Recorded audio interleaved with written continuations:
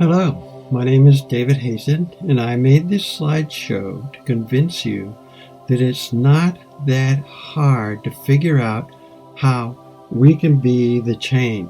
Imagine how satisfying it could be to live on a planet where people focus on living peacefully and war is a subject in history books.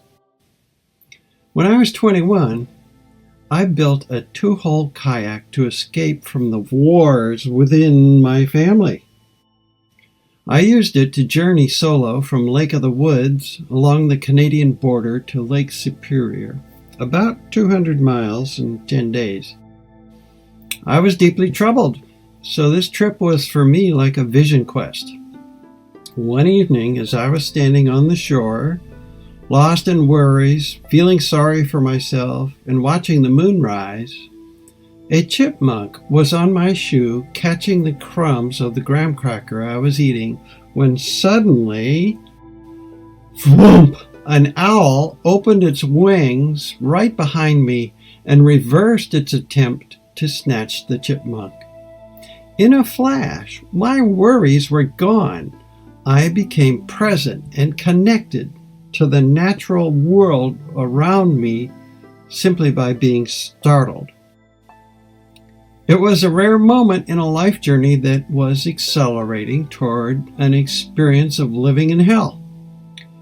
During a therapeutic rebirthing experience, I recalled that I had made a gut decision to never trust anybody shortly after I was born.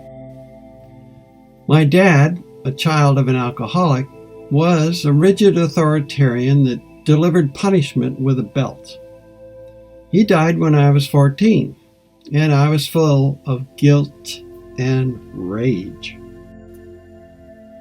I was extremely lonely and suicidal by the time I was 18.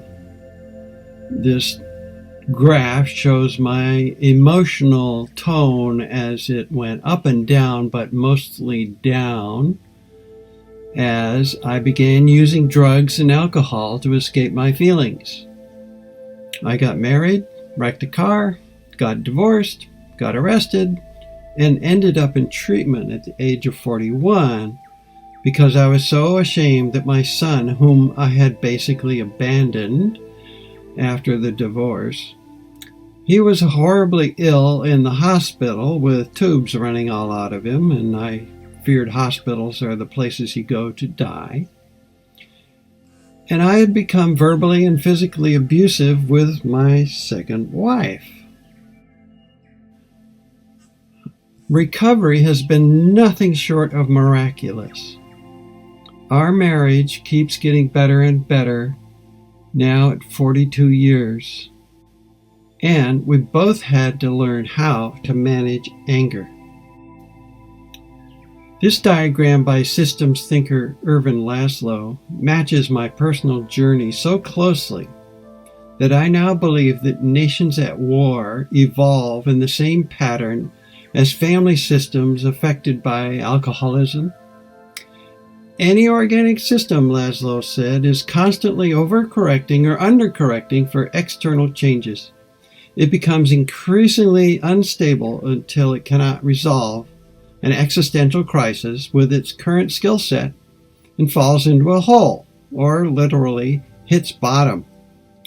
It is only by evolving quickly into a significantly different organism, or you could say mutate, with new capabilities that it will survive. Applied to humanity, we may infer that a transformed human being is needed to prevent our extinction. That new kind of human being will be humble enough to collaborate fearlessly, and their regret, anxiety, worry, and fear will not block their happiness, and they will feel connected and belonging to one global family. George Lucas gave Yoda a line about the most important guiding principle for developing a culture of peace, which is to conquer one's own fear, because it leads to anger, hate, and suffering in the blink of an eye. In early recovery, I had to look at all of my fears as part of anger management, and it was a long list. Learning about my automatic reactions to people and situations was both painful and healing at the same time. Eventually, I saw that I had absorbed unconscious assumptions about how to meet conflicts with control, domination, and violence, behaviors that are accepted as normal, and also create destructive feedback that we keep as a family secret. We don't talk about that. We can say that alcoholics destroy themselves and their families, yet it is taboo to say our militaristic society is equally self-destructive. We fund the military with half our taxes. We don't fund universal health care, education, or housing. We glorify those who die in war, and our president can decide who to kill. The bank account is drained to pay for the intoxicating power of weapons and soldiers. The war profiteers don't give a damn about your pain and suffering. And the addictive behavior ricochets off everyone, generation after generation.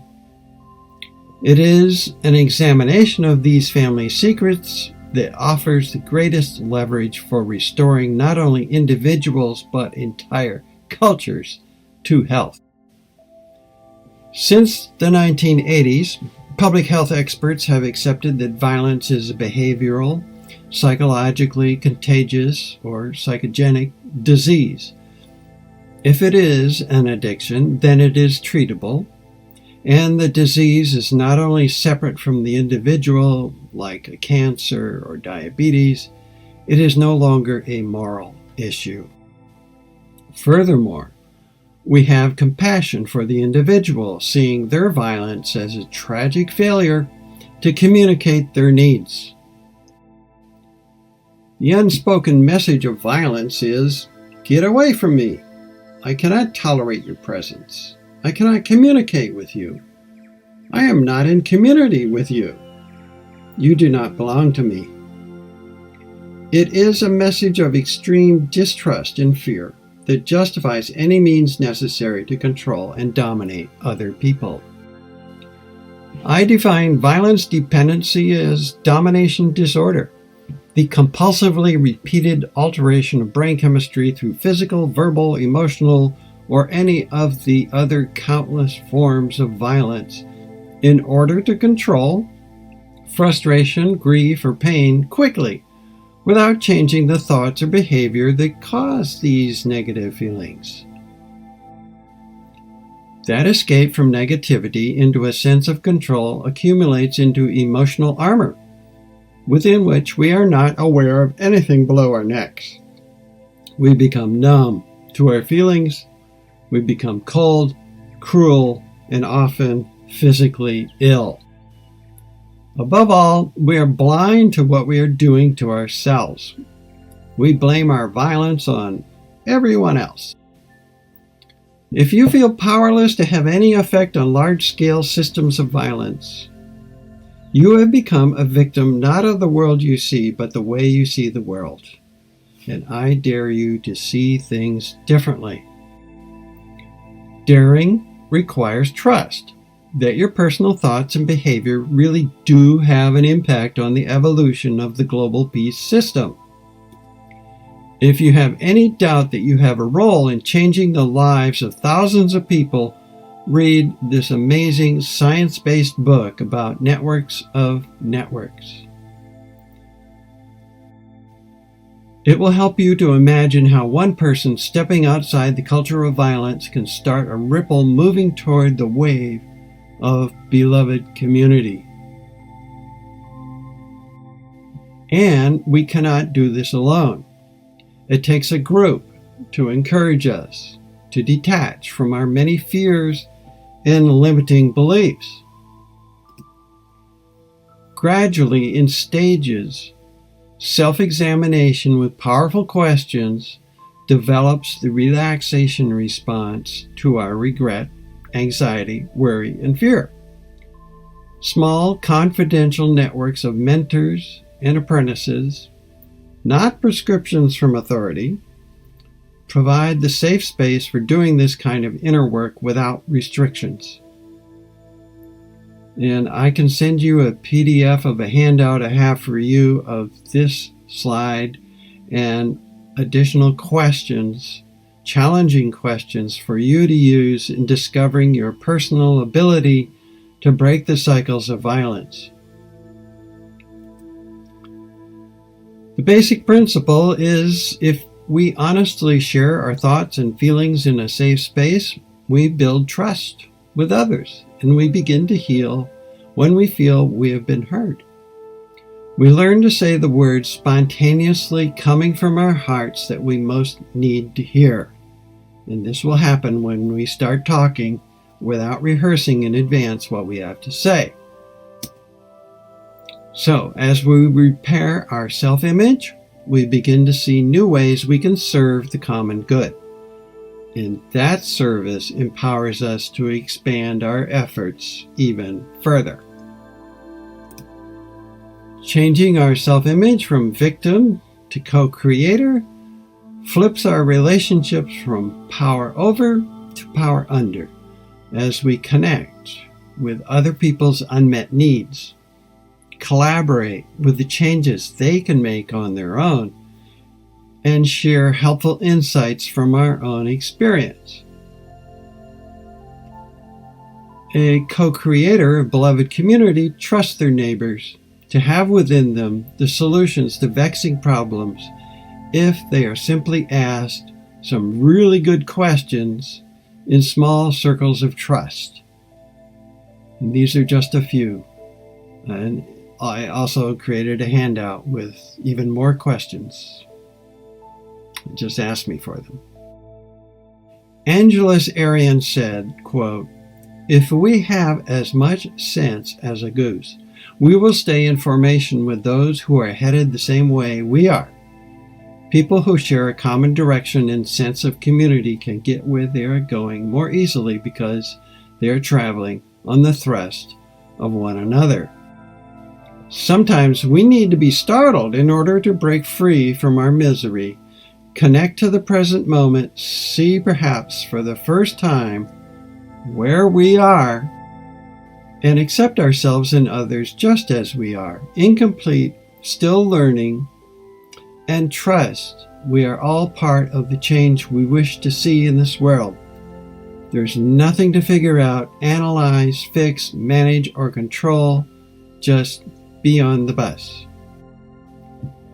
Please send me your questions. In the next slide, I will show you my email address, and I'd be happy to have a conversation with you.